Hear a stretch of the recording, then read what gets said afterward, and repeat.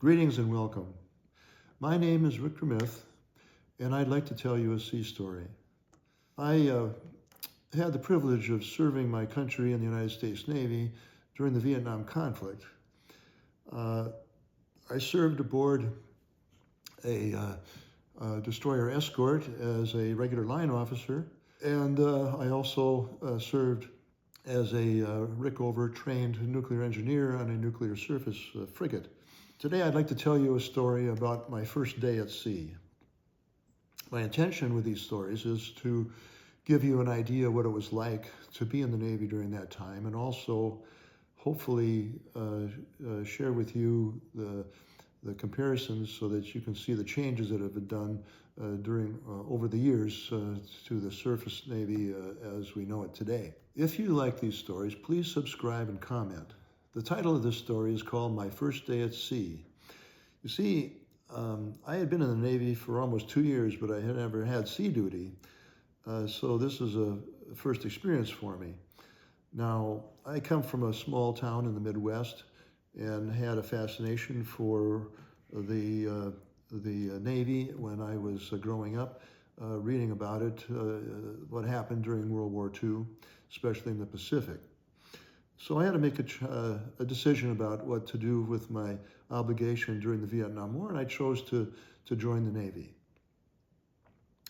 Now, I flew from Travis Air Force Base in California to the Philippines to report aboard my first ship. That would be the USS Knox DE-1052. The Knox was scheduled to arrive in Subic Bay, the Philippines, and I was to meet it there. Now, I'm going to show you a map of the Philippines. You can see from this map where it's located, and also how it's located in relation to Vietnam.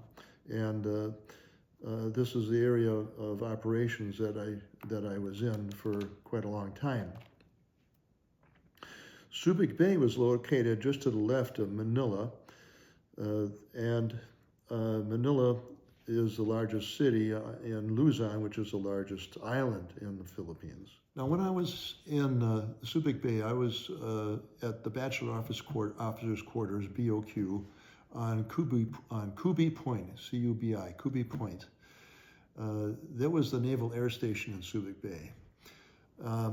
And the morning that the Knox was to arrive, I went up on top of the Bachelor Officer's Quarters and took some pictures with the lousy camera that I had.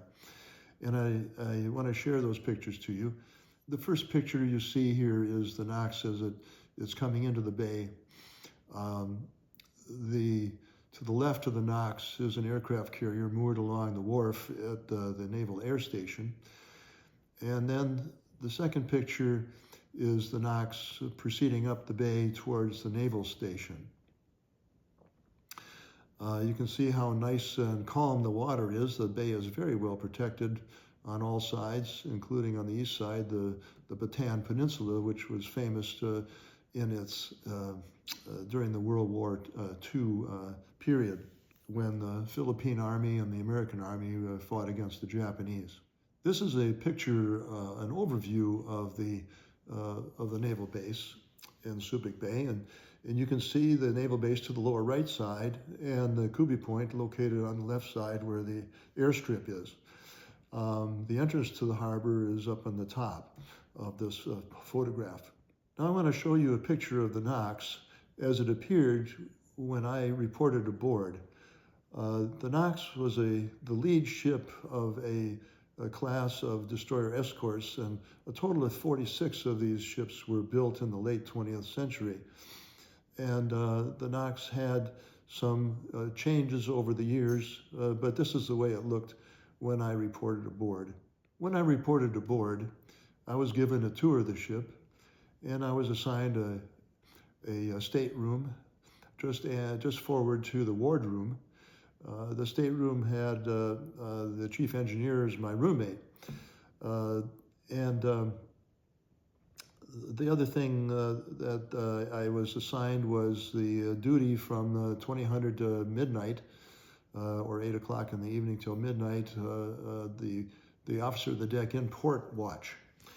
Now, during that time, the crew was coming back from Liberty, and quite a few of them were inebriated. What I really remember is a young man who was being carried by 3 or 4 shore patrolmen, and he was unconscious. The shore patrolman carried him up the brow or the gangplank of the ship to us and asked us if he belonged to our ship. The reason they were asking that is because he was unconscious, and he had only skivvies on, and he did not have an ID. But they figured since we were a new ship in port that he belonged to us, and that was true because the men that I was on watch or duty with recognized him. So that was my first introduction to the Knox and the wonders of Subic Bay. Now, a few days later, we left Subic on the 28th of October and to our first assignment in the Gulf of Tonkin. During that time, of leaving the port, I was in the Combat Information Center. We called it CIC. Now, the Combat Information Center was the brains of the ship. It had all of the inputs from sonar and radar and radio, and it's the fighting brain of the ship. Now, unfortunately, it's a dark box with a lot of electronics in it. There's no porthole, there's no windows. You don't know what's up and down, except that when you look, you see vertical walls or bulkheads, and you see overhead, and you see a deck. Now, your brain says that's the way it's supposed to be, vertical and horizontal, but the ship is actually going to be rolling port and starboard, and it's going to be pitching forward and aft. And when you're inside the box, you don't have that. You have that feeling of movement, but it's betraying what you see. The result is nausea or seasickness, and that's what I started to experience. I didn't know where the bathroom was. Now, in the Navy, it's called the head, so I didn't know where the head was. And I started getting really nauseated, but I knew where the door to the outside was. So I ran through that door, ran outside over the rail, and lost my cookies. What I didn't figure out, or I didn't take into consideration, was that there's quite a lot of wind in the rigging of the ship. And the wind spread this all over not only the ship, but also me. And I had to go down to change and clean up before I could complete my watch standing. So that's my first day at sea. That's what I remember mostly about it. And it was not a very pleasant experience. Now, as far as seasickness goes, later on I found out that I really wasn't seasick that often.